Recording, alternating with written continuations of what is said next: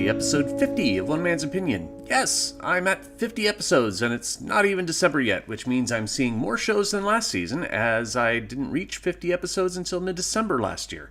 Anyway, in this episode, I am reviewing the new off-Broadway play, Scene Partners, written by John J. Caswell Jr., directed by Rachel Chavkin, and starring Diane Wyast, running through December 17th at Vineyard Theater at 108 East 15th Street in New York City.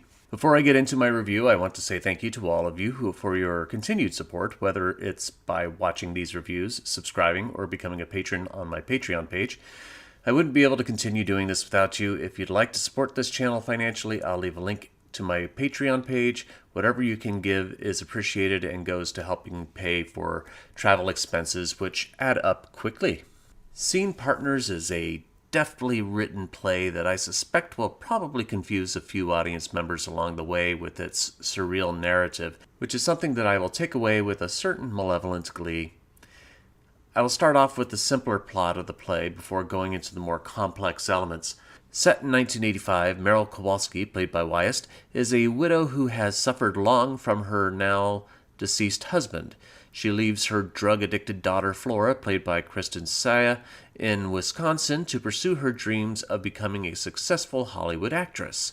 She coerces talent agent Herman Wasserman, played by Josh Hamilton, to represent her before going off to take her first acting class taught by the eccentric, or as the script describes, old school, Hugo Lockerbie, also played by Hamilton, who helps her in attempting to achieve her dreams.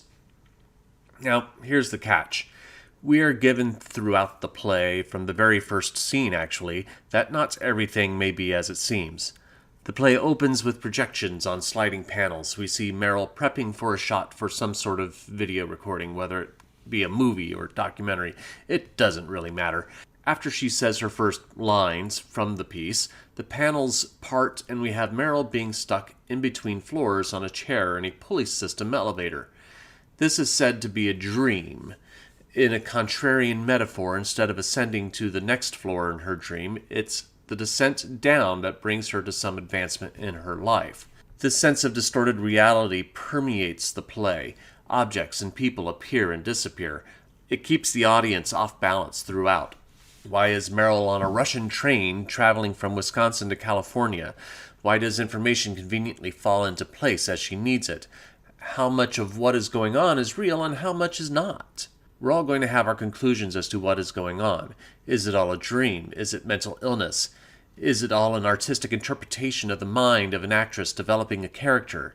Is it something more tragic? I have my thoughts, but I don't think it would be prudent to mention what they are here. Regardless of whatever the reality of Scene Partners is, it is told with captivating storytelling and performances.